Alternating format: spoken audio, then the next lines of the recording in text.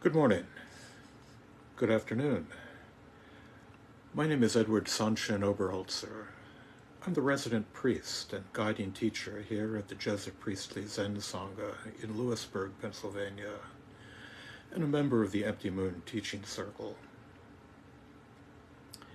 At an earlier and arguably less successful stage of my life, I was inclined to drive my car to the very brink of running out of gas. My wallet and my budget lived on a narrow edge, and there were a number of times that I found myself pushing that Toyota the last few yards up to the gas pumps.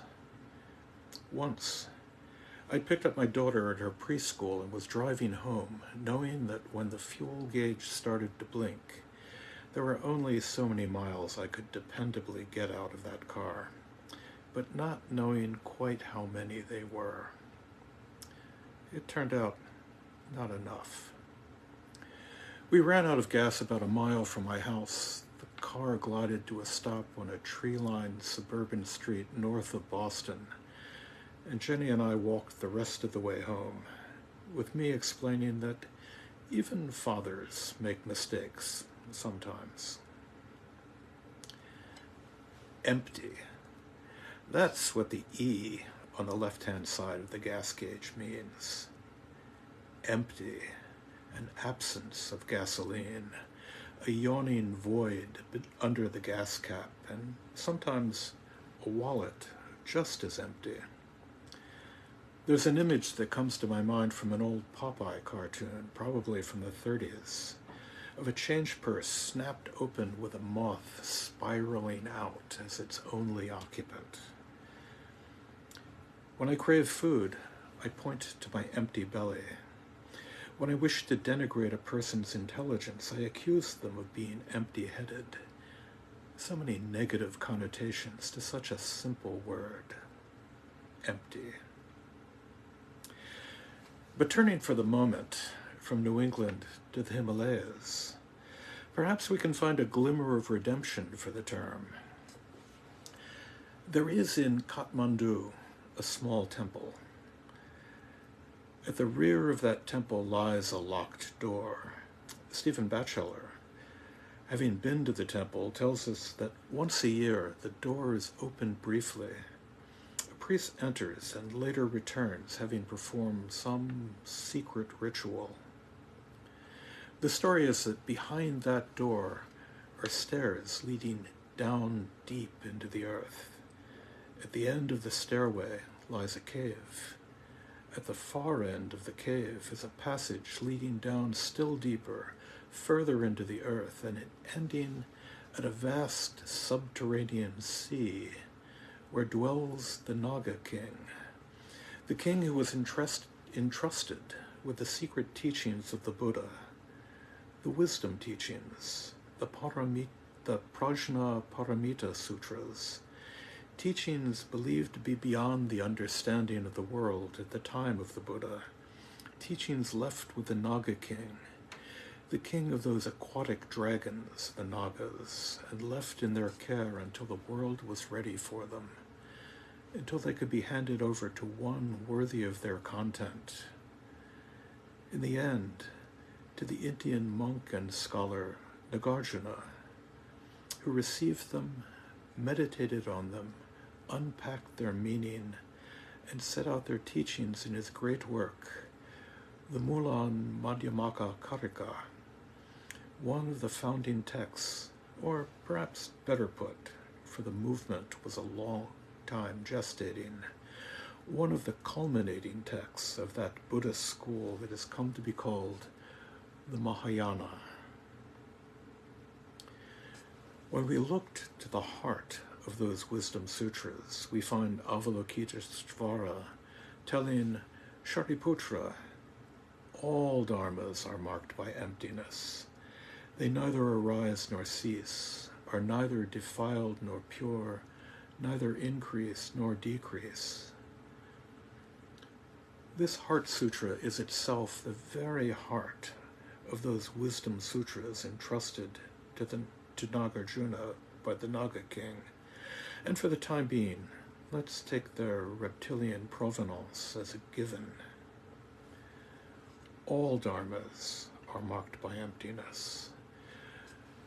Nagarjuna tells us that all things are empty. But is this the emptiness of my car's gas tank, of my bank account's cash balance, of my rumbling stomach? We in the West, and to be fair, our fellow travelers in the East as well, see the world as stable, unchanging, substantial. My car has carness. My bank account, accountness. The very gasoline being consumed by that long ago car, gasolineness.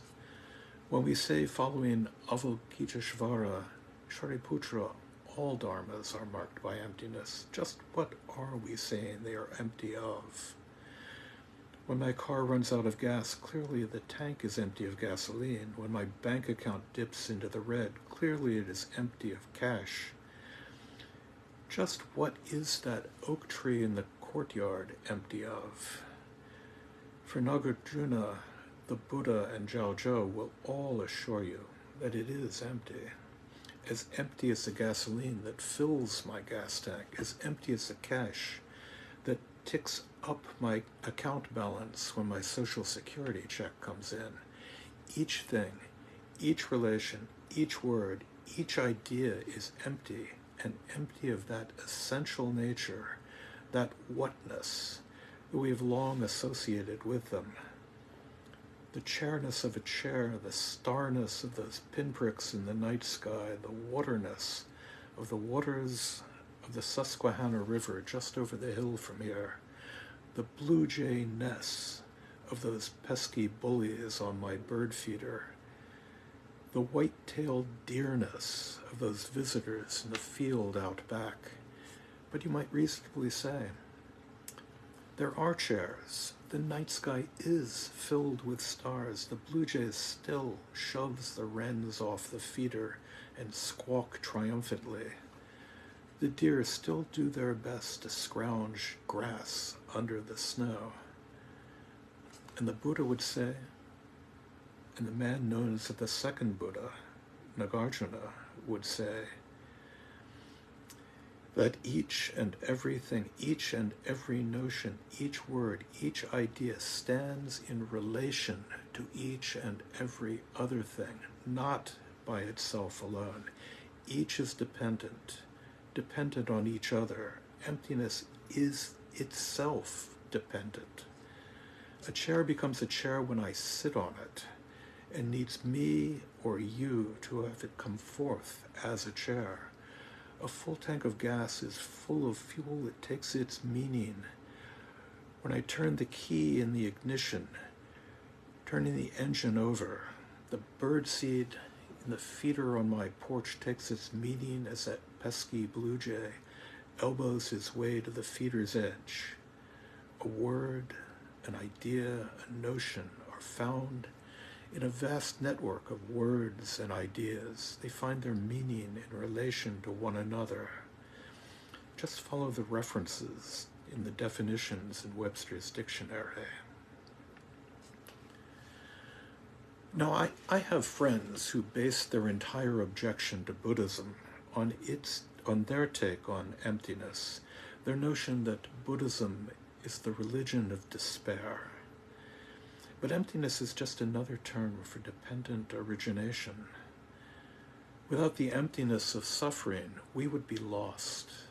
If suffering were substantial, it would be unchanging, untouchable, unending.